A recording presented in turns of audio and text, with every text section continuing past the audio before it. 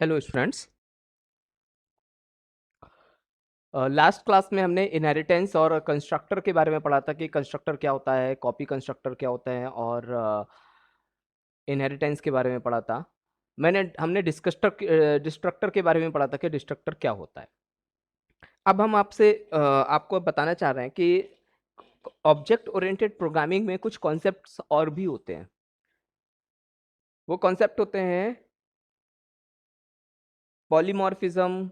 जैसे हमने कल आपको लास्ट लेक्चर में कंस्ट्रक्टर के बारे में बताया था, तो कंस्ट्रक्टर के बारे में ये भी बताया था कि कंस्ट्रक्टर कितने टाइप का होता है। कॉपी कंस्ट्रक्टर होता है, डिफॉल्ट कंस्ट्रक्टर होता है, कंस्ट्रक्टर ओवरलोडिंग भी होता है। ठीक है, तो इसी पे थोड़ा सा हम एक देखते हैं प्रोग्राम्स आपका, और फिर आगे कंटिन्यू करता हूँ।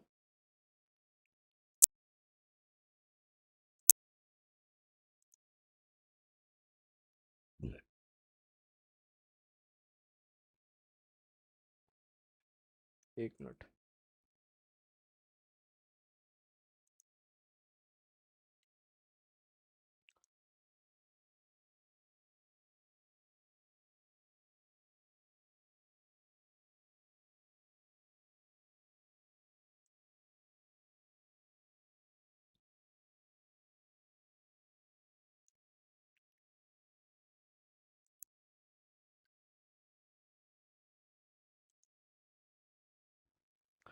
देखिए, सबसे पहले हम बात करते हैं कंस्ट्रक्टर की। तो इसमें सी प्लस प्लस में ये हेडर फाइल हम यूज करते हैं। ये मेरी क्लास हो गई। इस क्लास को हमने, ये क्लास यहाँ पर, हाँ, क्लास यहाँ पे शुरू हुई है और इसके अंदर हमने क्या यूज किया था, access specifier, public access specifier. Public access specifier का यूज क्या होता है कि इसको हम मल्टीपल प्लेसेस पर इसके अंदर डिक्लेयर होने वाले फंक्शंस को कहीं भी यूज कर सकते हैं। कहाँ पर? कहीं भी यूज कर सकते हैं। तो एक क्लास है, इस क्लास में एक फंक्शन बनाया, क्लास का नाम और फंक्शन का नाम सेम। पहली condition of the construction, the first construct step या first condition of the constructor, the class name and function name are must be same, the class name and function name are must be same। ठीक है, ये एक constructor है। Student, कैसा constructor है? जैसे constructor का डिफाइन किया गया था कि कंस्ट्रक्टर कितने टाइप के होते हैं, तो एक होता है पैरामीटराइज कंस्ट्रक्टर, एक नॉन पैरामीटराइज कंस्ट्रक्टर और एक कॉपी कंस्ट्रक्टर। ठीक है, जो नॉन पैरामीटराइज होता है वो ये होता है जिसमें कोई भी पैरामीटर पास नहीं किया जाता है, इसको हम बोलते हैं कंस्ट्रक्टर। वाइड डिस्प्ले, दूसरा फंक्शन बनाया, जो भी कंस्ट्रक्टर में नाम आपने रखे हैं उसके साथ हमने एक फंक्शन बनाया display, and roll number name fee. Now integer main student S S dot display, student S dot display. चलिए हम इसको रन कराते हैं।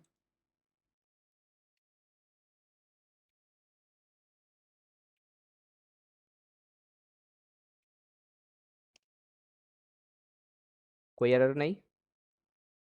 ठीक है, एंटर द रोल नंबर। ठीक है, मैंने लिखा 23। एंटर द नेम, एन, मैंने लिखा NIKHI Nikhil. Enter the fee 4000। ठीक है, 34 निखिल एंड 40,000। ठीक। अब सबसे पहला क्वेश्चन बताइए, ये भी एक फंक्शन है, ये क्लास का नाम है। क्या मैंने यहाँ पर जब कॉल किया तो क्या यहाँ पर स्टूडेंट का नाम को मैंने कॉल किया? नहीं किया।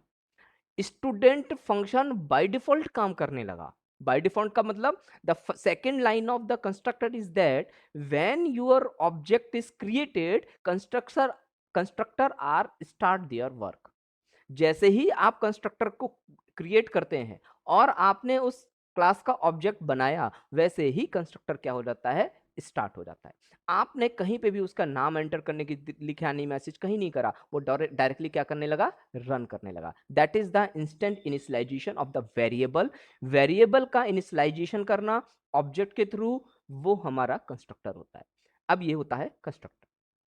ठीक है, तो class name and function name must be same. ध्यान से समझिए, मैं बहुत कोशिश कर रहा हूं कि कम से कम मैं आपको समझाऊं। ठीक है, तो ये कंस्ट्रक्टर हो गया। अब सेकेंड पार्ट,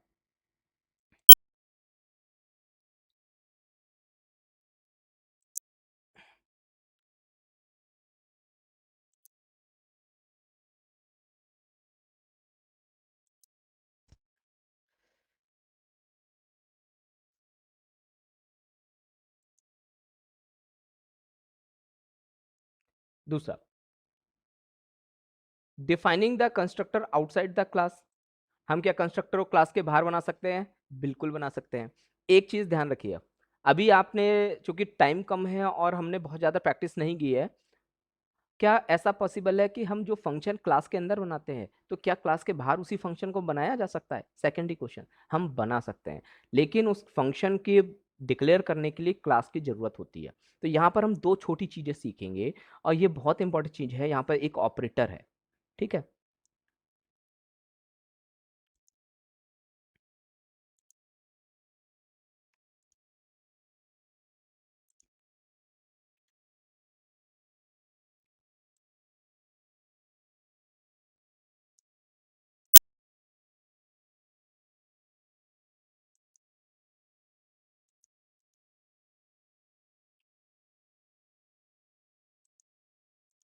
चलिए, यहाँ पर मैंने क्या करा, ये एक क्लास थी, इस क्लास को मैंने बना दिया ग्रीन, ठीक है।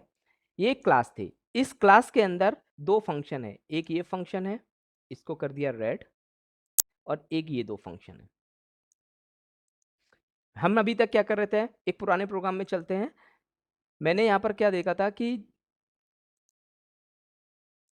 ये क्लास है, इस क्लास के अंदर अभी ये क्लास कहीं खत्म नहीं हुई है, ये क्लास यहां शुरू हुई, इसके अंदर पब्लिक यूज किया, इसके अंदर एक फंक्शन बना, स्टूडेंट बनाया, एक डिस्प्ले बनाया और उसका बॉडी बना दिया। ध्यान से समझिए, मैंने क्लास बनाया, उसके अंदर फंक्शन बनाया, उसके अंदर ही उसकी बॉडी बना दी। अगर मैं चाहता हूं कि ये बॉडी यहां ना बनाए, मैं इस बॉडी को इस क्लास के बाहर बनाना चाहता हूं, तो then we can do it, हम इसको कर सकते हैं। कैसे कर सकते हैं, इसका एग्जाम्पल इसमें लिखा हुआ है। मैंने एक क्लास बनाई, ये क्लास सेमीकोलन से क्लोज हो गई, इसके अंदर दो फंक्शन बनाए, लेकिन इसकी बॉडी में कहां बनाना चाहता हूं, क्लास के बाहर। क्लास के बाहर, क्लास के अंदर मेंबर फंक्शन की बॉडी बनाने के लिए हम एक ऑपरेटर यूज करते हैं, that operator is double quote sign. ये जो डबल कॉलन होते हैं, ये जो डबल कॉलन है, इस कॉलन को बोलते हैं स्कोप रेजोल्यूशन। क्या बोलते हैं? Scope resolution. ये क्वेश्चन कभी कभी पूछा जाता है कि what is the purpose of the scope resolution operator. The use of operator is that if you want to declaration of the function in the class but never want to create the body in the class of that function, ठीक है, then what to do, we have need to create the body of the function out of the class, we use the scope resolution function। क्यों? हम यहाँ छोटे level पे बात कर रहे हैं, हमने कितने फंक्शन लिए, एक स्टूडेंट कंस्ट्रक्टर, एक वॉइड डिस्प्ले, जो लास्ट प्रोग्राम था। लेकिन हम क्या चाहते हैं, सपोज हमारे हमने एक कैलकुलेटर बनाया। अब कैलकुलेटर में तो 5 ऑपरेशन होते हैं, प्लस माइनस सब्ट्रैक्शन, लेकिन मैंने उसमें साइन कॉस टेन सबके फंक्शन बना दिए। तो क्या सबकी बॉडी बनाऊंगा तो एक क्लास के अंदर इतनी बॉडी बनना, it is difficult to understand and difficult to construct. तो इसके लिए क्या करा गया, आपको उस क्लास में जितने फंक्शन बनाए उन सबके नाम लिख दो, और वन बाय वन उसको क्लास से क्या करो, बाहर डिफाइन कर दो। That is the way. तो हमने क्या लिखा, स्टूडेंट, स्टूडेंट स्कोप रेजोल्यूशन, उसका फंक्शन का नाम यानी क्लास का नाम, जैसे यहां पर लिखा है क्लास का नाम और उसके आगे उस फंक्शन का नाम, क्लास का नाम और उसके आगे फंक्शन का नाम, ये देखिए बन गया। सेम प्रोग्राम था, तरीका चेंज कर दिया। बाकी क्या था, स्टूडेंट का ऑब्जेक्ट लिया, एस डॉट डिस्प्ले कर दिया और वहां पे प्रिंट हो गया। ठीक है, कंस्ट्रक्टर भी था, उसके बाहर उसकी बॉडी बनाई थी, दैट इज द पार्ट कि हमने उसको इन्वॉल्व कर दिया। ठीक, चलिए आगे बढ़ते हैं।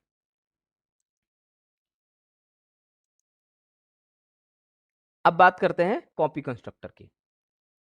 यहां पर देखिए डिफाइन है, defined parameterize and copy. Default constructor, जो अभी तक हम कंस्ट्रक्टर पढ़ रहे थे, यहाँ पे आप ध्यान से समझिए, मैंने कंस्ट्रक्टर ए बी लिया, यहाँ पे कंस्ट्रक्टर ए बी प्लस बना दिया और यहाँ पर यूज कर लिया। ठीक है, ए कॉमा बी यूज हो गया। सेकेंडरी बनाया एक्सप्लिसिट डिफॉल्ट कंस्ट्रक्टर। मैंने यहाँ क्या करा, एक स्टूडेंट नाम का क्लास बनाया, यहाँ आपका अभी मैंने बनाया था डिस्प्ले नाम का एक फंक्शन बनाया और यहाँ पर उसको मैंने प्रिंट कराया, ये अभी आपका डिफॉल्ट कंस्ट्रक्टर हो गया। पैरामीटराइज कंस्ट्रक्टर, पैरामीटराइज कंस्ट्रक्टर क्या होता है, क्या कंस्ट्रक्टर के अंदर पैरामीटर पास हो सकते हैं? देखिए, मैंने एक यहाँ पर एक क्लास है,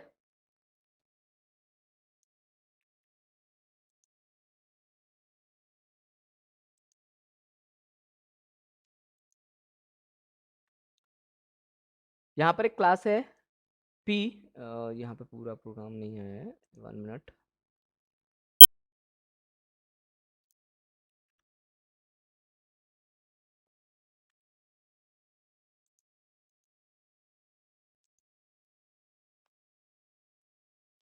ठीक है।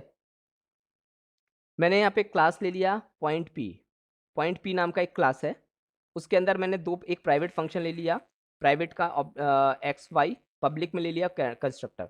क्लास का नेम और constructor name must be same. उसके अंदर हमने दो पैरामीटर पास किए, x1 और y1। ठीक है। अगर हमने इसको y1 और x1 ले लिया तो इसकी वैल्यू भी तो कुछ होनी चाहिए। तो एक x के अंदर x1 की वैल्यू और y के अंदर y1 की वैल्यू डाल दी। Get x and get y, ये क्या कर रहे हैं, रिटर्न एक्स रिटर्न वाई। ये दो फंक्शन बना दिए। इसको इस तरीके से देखिए अगर आप, तो ये इस तरीके से है, गेट वाई,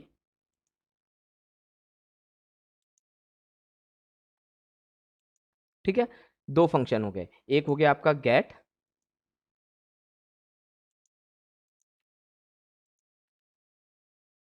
एक हो गया गेट वाई। ठीक है, ये क्लास क्लोज हो गई। तो इसके अंदर दो फंक्शन हो गए, सॉरी एक फंक्शन हो गया, पॉइंट पैरामीटराइज हो गया, कंस्ट्रक्टर हो गया। अब जैसे ही आप इसका ऑब्जेक्ट बनाएंगे, तो इसका ऑब्जेक्ट बनाएंगे तो x1 और y1 की वैल्यू को ले लेगा। जब हमने इसको बनाया तो हमने दो पैरामीटर पास किए, 10 और 15। 10 कहाँ जाएंगे, 10 चला जाएगा x1 में, और 15 कहाँ चला जाएगा y1 में। और 10 x किसकी वैल्यू है, x की, और y की वैल्यू क्या है 10। Return x get y, p dot X P one dot get X, p dot Y P one dot get Y. हमने ऑब्जेक्ट बनाया और p1 डॉट गेट एक्स क्या, तो डायरेक्टली क्या आ जाएगा, यहाँ पे 10 प्रिंट हो जाएगा, और यहाँ पर क्या हो जाएगा 15 प्रिंट हो जाएगा।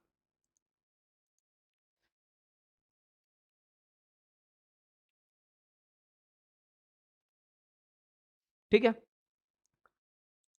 Execute, p1 dot X equal to 10, p1 dot Y equal to 15। ठीक,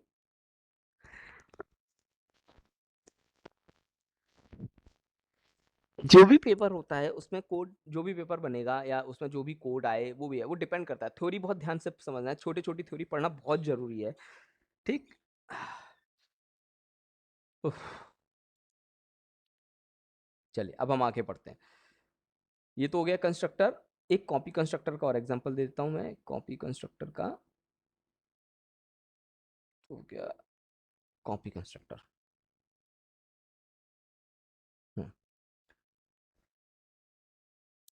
ये मुझे समझाना है थोड़ा, कॉपी कंस्ट्रक्टर कैसे आइडेंटिफाइड करते हैं, बता दे रहा हूँ। बाकी पढ़ना तो आपको है। और ये रहा कॉपी कंस्ट्रक्टर। मैंने क्या करा, कंस्ट्रक्टर कॉपी बनाना है तो सबसे पहले पॉइंट पी मान के मैंने क्लास बनाया, उसके अंदर मैंने उसका एक फंक्शन बनाया। अब ध्यान से समझिए, यहाँ पर मैंने क्या करा, ये डबल पी एक्स, ये तो इंटीजर पैरामीटर हो गया, कोई बात नहीं। जब हम इसको कॉल करेंगे, ये कहाँ गया,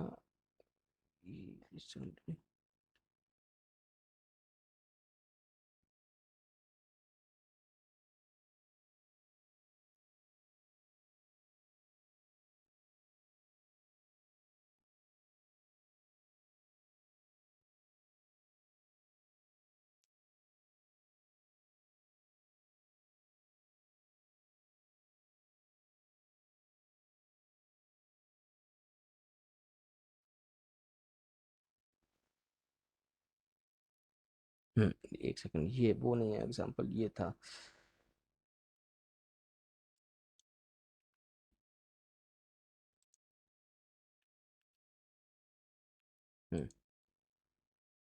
सैंपल इंटीजर आईडी, ये प्राइवेट डिक्लेरेशन है। पब्लिक के अंदर एक फंक्शन बना इनिट, इनिट बना दिया, इसके अंदर डिस्प्ले कर दिया। अब देखिए क्या करा, sample object one dot integer 10 and object sample object one, object object के अंदर ऑब्जेक्ट को क्या कर दिया, पास कर दिया, implicit of the copy constructor. Constructor का नाम तो क्लास नेम सेम होता है। ठीक है, दूसरे ऑब्जेक्ट में पहले ऑब्जेक्ट को कॉल कर दिया। ठीक है, तो पहला ऑब्जेक्ट क्या हो जाएगा, दूसरे ऑब्जेक्ट के लिए क्या हो जाएगा, एज ए कंस्ट्रक्टर की तरह क्या करेगा, काम कर रहा है। Object two equal to object one. वैसे तो ज़्यादा इसमें प्रैक्टिकल बेस्ड ज़्यादा थ्योरी पूछी जाती है, और प्रोग्रामिंग बेस्ड तो क्या होता है कि आपको जब प्रैक्टिस करते हैं तभी होगा।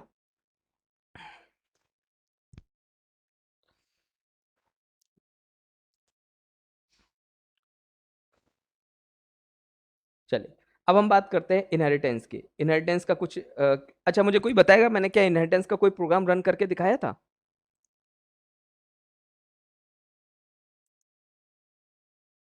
Anybody in the classroom?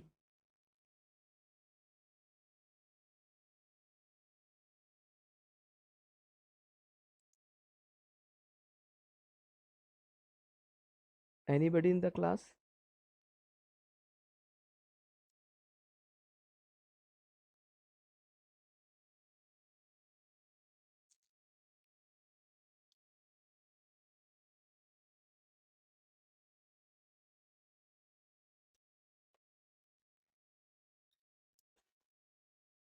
चलिए अच्छा, आप यस सर, बताए थे आप।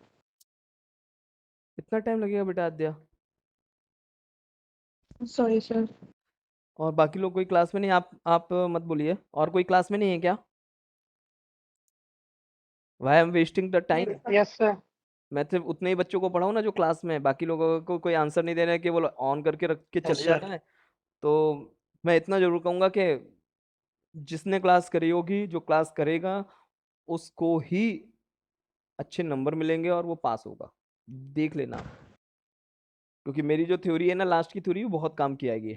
आप लोग नहीं पढ़ना चाहते मत पढ़े, मैं फोर्स नहीं करूंगा किसी को। खैर, इनहेरिटेंस के लिए मैंने बताया था।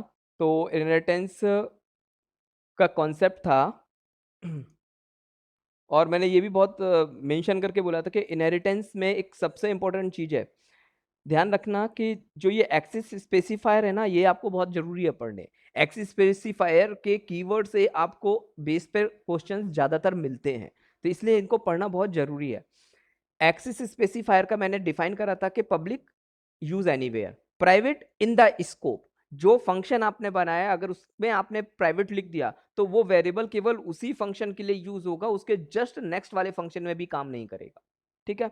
प्रोटेक्टेड, प्रोटेक्टेड का मतलब होता है कि हमने एक क्लास में दो फंक्शन बनाए और किसी एक फंक्शन का वेरिएबल उसी क्लास के दूसरे फंक्शन में यूज करना है, दैट इज द प्रोटेक्टेड। पर किसी दूसरे क्लास में जाके उसको यूज नहीं करना है। मेरे पास, हमारे घर में दो कमरे हैं, ठीक है। हम प्रोटेक्टेड कैसे मानते हैं? अपने फ्लैट में, अपने दो कमरों में किसी भी सामान को हम यहां से वहां ट्रांसफर कर सकते हैं इन द प्रोटेक्टेड मोड।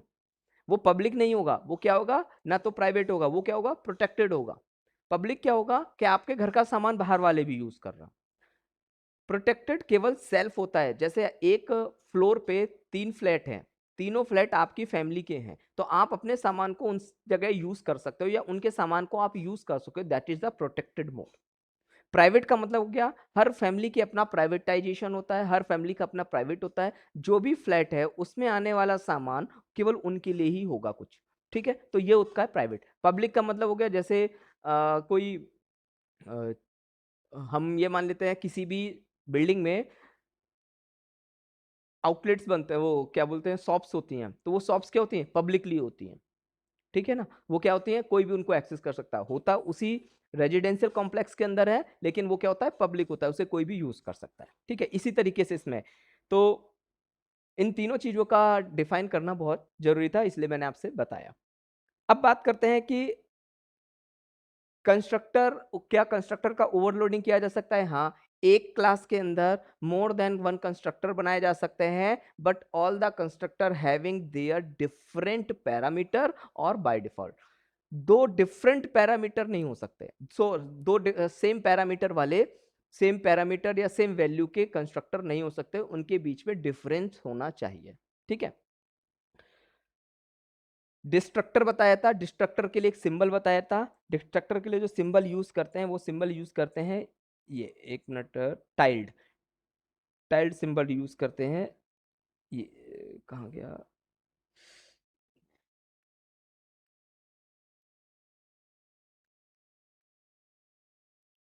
ये मैं इसको लार्ज कर देता हूँ।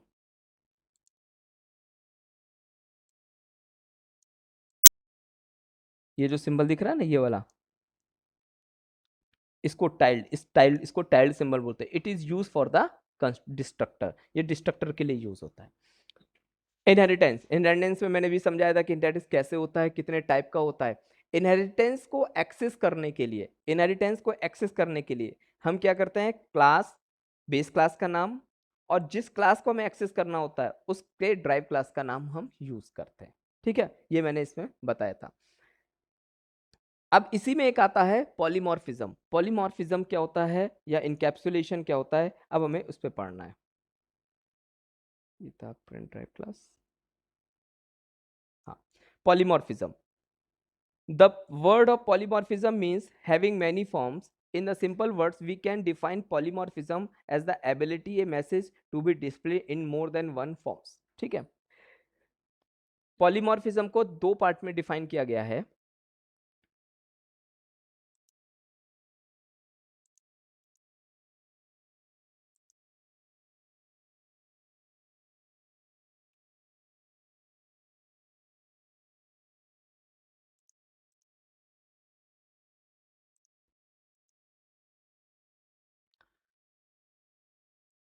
पॉलीमॉर्फिज्म कहता है many of the one form.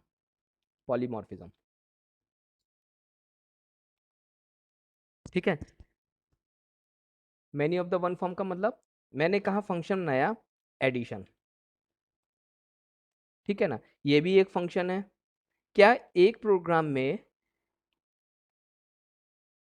Same नाम के फंक्शन हम यूज कर सकते हैं? कर सकते हैं, लेकिन इनके पैरामीटर अलग अलग होने चाहिए। पॉलीफॉर्मिज्म कहता है many of the one form. Many of the one form का मतलब, इसको अगर हम डेफिनेशन की बात करें, मैनी ऑफ वन फॉर्म, ठीक है। मैनी ऑफ वन फॉर्म हो गया, हमने क्लास बनाई, उसमें दो फंक्शन बनाए, एडिशन। अब एडिशन दो डिफरेंट टाइम के कैसे हो सकते हैं? Integer comma float, integer comma integer, ठीक है। क्या ऐसा होता नहीं है? होता है ना। अगर इंटीजर इंटीजर का एडिशन करेंगे तो स्पेस कम लेगा, इंटीजर फ्लोट का एडिशन करेंगे तो स्पेस ज्यादा लेगा। तो किसी भी प्रोग्राम में सेम नाम के फंक्शन बनाए but the parameter are different. Many of the one form, many of the one form का मतलब क्या हो गया? Name same. पॉलीमॉर्फिज्म कहता है name is same but parameter is different, ठीक है। Name is same but function name is same but parameter are, function name is same but parameter is different. तो यानी हम ये भी बना सकते हैं। अब और क्या, और कौन कौन से फंक्शन बना सकते हैं? यहाँ पर हमें ना एडिशन में, एडिशन नाम का फंक्शन, ADDITIO, एडिशन, CHAR कैर, कॉमा CHAR कैर। हम कॉन्केटिनेशन बोलते हैं स्ट्रिंग के जोड़ने को, लेकिन हम क्या कर सकते हैं, उसको एडिशन भी लिख सकते हैं। तो एडिशन कितने हो गए? मोर देन वन फॉर्म। तो पॉलीमॉर्फिज्म की यही पहली डेफिनेशन होती है कि फंक्शंस के नेम सेम पर पैरामीटर्स आर डिफरेंट। इसीलिए बोला गया कि जब आप बनाते हैं, जब आप पैरामीटर्स बनाते हैं और तो पॉलीमॉर्फिज्म को डिफाइन किया गया है दो पार्ट में। एक बोलते हैं फंक्शन ओवरलोडिंग,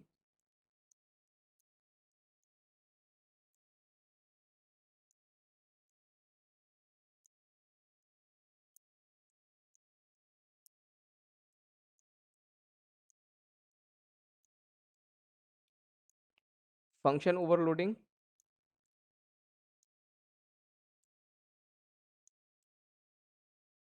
ठीक है।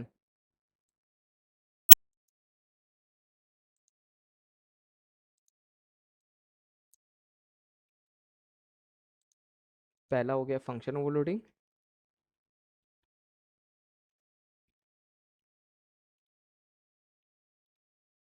और दूसरा हो गया ऑपरेटर ओवरलोडिंग।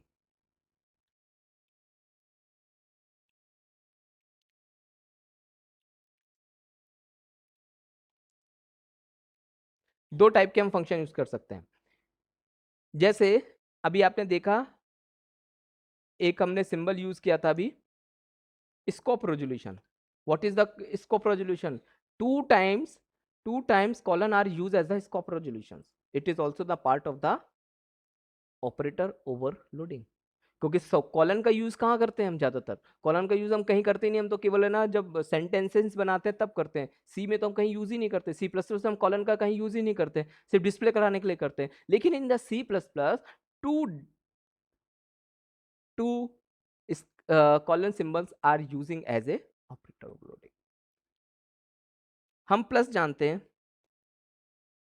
लेकिन हम प्लस प्लस भी जानते हैं। दो प्लस प्लस ऑपरेटर सेम काम करते हैं, दो प्लस प्लस ऑपरेटर सेम काम करा सकते हैं। हम ऑपरेटर ओवरलोडिंग भी क्या कर सकते हैं? बना सकते हैं। That is the definition of the operator overloading. तो जो पॉलीमॉर्फिज्म होता है, तो पॉलीमॉर्फिज्म क्या होता है? The function the word polymorphism having many form. In the simpler we can define polymorphism the ability of a message to display in more than one form. Real life of example, Parima, a person at the same time can have different characteristics. Like a man at the time is a father, a husband, and employees. So the same person possesses different behavior in different situations. This is called the polymorphism. ठीक है, ये एक general हो गया। Practically मैंने बताया, find the area for what? Area for triangle, area for rectangle, area for circle. मैंने कहा find the volume. Volume how many? Which shape? any shape you have to use, there is a own volume. Find the volume of cone, find the volume of cylinder, find the volume of uh, any other articles. तो that is a means, but क्या आप उसका नाम change कर देंगे? आप area, अगर आपसे मैंने कहा रेक्टेंगल का एरिया बताइए, तो क्या आप कहेंगे कि रेक्टेंगल बता दो? क्या बता दो उसका? The area is the common name, the name is same, but the difference is their categorization. ठीक है, तो दो टाइप के होते हैं। एक फंक्शन ओवरलोडिंग, मैंने अभी आपको बताया, किसी क्लास में मोर देन वन फंक्शन हो और उनके, जैसे ये देखिए, यहाँ पर एक फंक्शन बनाया फंक, और यहीं पर एक और फंक्शन बना दिया। देखिए मैंने आपको कोड कराया, दो फंक्शन है, एक function F U N fun C, उसमें इंटीजर एक्स पास किया गया। दूसरा फंक्शन उसमें क्या किया? डबल एक्स पास किया। Parameter different but name is the same. दूसरा, क्या हम same name, parameter name same हो सकते हैं? हाँ, हो सकते हैं। तो उसको हम फंक्शन ओवरराइडिंग बोलते हैं, फंक्शन ओवरलोडिंग नहीं बोलते हैं। अगर by default by mistake class का वो फंक्शन का नाम और पैरामीटर दोनों सेम हो जाएंगे, तो वहां पर ओवरराइडिंग हो जाएगी। प्रोग्राम रन होगा, एग्जीक्यूशन होगा, आंसर भी आएगा, बट रन टाइम एरर हो सकती है। तो ओवरराइडिंग वहां पर होती है। और ओवरराइडिंग क्या होती है? जैसे आपने a इक्वल टू 5 लिखा और बाद में a इक्वल टू 6 कर दिया, तो 6 की वैल्यू a पर क्या होगी? ओवरराइड हुई ना। ऐसे ही दो फंक्शन अगर सेम है, तो सेम फंक्शन को आपने बनाया है, उनको कॉल किया है, तो वो क्या हो जाएंगे? ओवरराइड हो जाएंगे। ठीक है। Operator overloading, C++ also provide the option operator only. We can make the operator for string class to concatenate to string, and we can use the addition operator. हमने अभी आपको बताया plus operator use for two purpose, first for to adding the number और first to concatenating the strings. जब हम mathematics algebraic mathematics पढ़ते हैं, तो हम क्या पढ़ते हैं? a c is equal to a plus b. It is the part of algebraic arithmetic. It's mean the character of the c and character of a are addition plus by the plus operator. और हमें output क्या मिल जाएगा? ca मिल जाएगा। हम जब अपना नाम लिखते हैं, जिसे हम जब सॉफ्टवेयर बनाए जाते थे, तो नामों को लिखा जाता था, प्रिंट करा जाता था, स्टोर किया जाता था। तो वहां पर क्या होता है? जब आप नाम लिखते हैं, तो वो क्या होता है? कॉन्केटिनेट होते हैं। Middle name, sir name, first name, ये सब क्या होते हैं? कॉन्केटिनेट किए जाते हैं। ठीक है, तो ये चीजें होती है।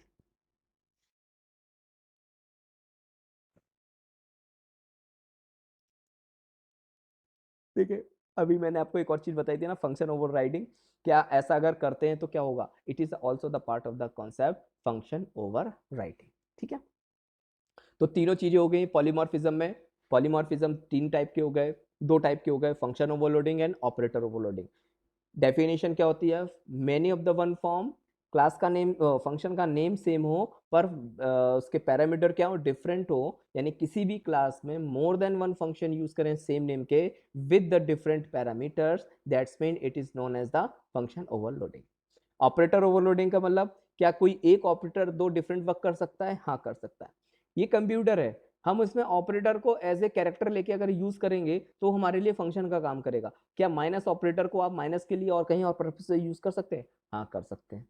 हम एंड की बात करते हैं, जब हम डबल एंड लगा देते हैं वो लॉजिकल एंड हो जाता है, जब वो सिंगल एंड लग जाता है तो वो सिंगल एंड होता है, वो एड्रेस बताने लगता है ना? जब भी हम दो सिंबल के बीच में एंड लगा देंगे तो वो कहीं लॉजिकल एंड की तरह काम करने लग गया। तो that is the single operator and having the multiple places. ठीक, चलिए ये हो गया।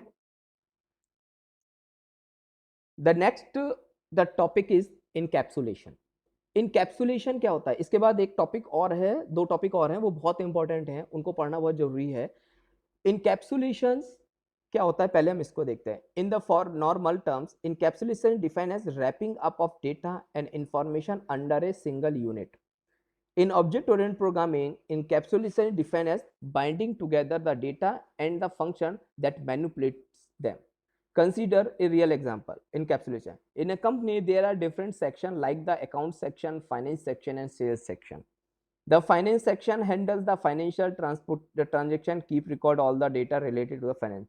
Similarly, the sales section handles all the sales related activities and keep the records of all the sales. Now, may arise a situation when some reason on an official from finance section needs all the data but sales in a particular month. Finance section need all the data about sales in a particular month. In this case, he is not allowed to directly access the data of sales section. He will first have to contact some of the other officer of the sales section and then request into him to the particular data. This is the because this is the what encapsulation is.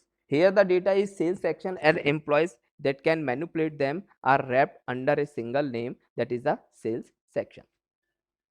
Clear? हम class of inheritance बनाते हैं। जब हम inheritance की बात करते हैं, actually encapsulation, inheritance, constructor, all are the methodology, all are the methodology. इनको आपको यूज करना है। ये आपके थॉट्स से जनरेट होते हैं कि हमें यहाँ पर इनको प्रोटेक्ट करना है, तो प्रोटेक्शन का कॉन्सेप्ट इनकैप्सुलेशन में आता है, तो ये इनकैप्सुलेशन का पार्ट है। कहीं लिखा नहीं है कि ये काम कर दोगे तो ये वर्ड लिख दोगे तो ये इनकैप्सुलेशन हो जाएगा, ये वर्ड लिख दोगे तो पॉलीमॉर्फिज्म हो जाएगा। It is a situation. Function बनाते हैं, फंक्शन के नेम सेम हो पर पैरामीटर अलग अलग हो, ये भी कॉन्सेप्ट है। डिफरेंट नेम तो होते ही हैं, वो हमने सी में पढ़े थे, पर सेम नेम के साथ हमने कभी नहीं पढ़े थे। ठीक है, तो इनकैप्सुलेशन में क्या हुआ, सपोज दो क्लास है, हर क्लास का काम अलग अलग होता है। जैसे ट्री में हम इनहेरिटेंस की बात करते हैं, लेकिन जब आप है ना मार्केट में कोई प्रोडक्ट निकालते हैं तो क्या करते हैं, पहले और दूसरे का कॉम्बिनेशन बनाते हैं ना, तभी निकलता है। तो सैलरी बनाना एक अलग टास्क है, लेकिन अगर किसी पर्टिकुलर डिपार्टमेंट में प्रॉफिट है कि लॉस है, इसका काम भी तो फाइनेंस का है, लेकिन वो डायरेक्टली नहीं कर सकता। हर ऑर्गेनाइजेशन में सबके अपने सेपरेट पोर्शन होते हैं। जैसे आप कभी भी किसी कंपनी में काम करेंगे तो आपको जिस प्रोफाइल पे भेजा जाएगा आप उसी प्रोफाइल पे काम करेंगे। पर अगर आपको अपनी सैलरी इंक्रीज और इंक्रीज करनी है, बोनस लेना है, तो उसमें 2 डिपार्टमेंट आएगा। एक आपका एचआर डिपार्टमेंट आएगा जो आपका अप्रूवल करेगा, दूसरा वो डिपार्टमेंट होगा जहां से अप्रूवल होके आपको पैसा मिलेगा। तो बिना अप्रूवल के फाइनेंस डिपार्टमेंट आपका बोनस नहीं ऐड कर सकता। बिना अप्रूवल के फाइनेंस डिपार्टमेंट आपकी सैलरी नहीं बना सकता है। सपोज आप एक मंथ में 15 टाइम्स आए और 50 टाइम्स नहीं आए, एचआर ने कह दिया ये 15 दिन और आया जबकि आप 15 दिन एब्सेंट थे, तो आपकी सैलरी कौन बनाएगा, अकाउंट वाला बनाएगा। किसकी परमिशन पे, एचआर। तो एचआर आपका क्या होगा, आपके लिए जो आपका टीम लीड होगा या एचआर वो क्या होगा, वो आपके लिए एज ए मैनेजर का काम करेगा। तो इसी तरीके से इनकैप्सुलेशन कि आपका डेटा सेपरेट है और प्रोटेक्टेड है। ठीक है, virtual function it is a important topics और इसी पे ही बेस आपके क्वेश्चंस जनरेट होते हैं। कम से कम 4 से 5 क्वेश्चन जनरेट होंगे, बहुत इनके बेस पर आपको एमसीक्यू भी पढ़ने होंगे। जितने टॉपिक बताए हैं उन सब टॉपिक पे बस टॉपिक वाइज आपको एमसीक्यू पढ़ने हैं।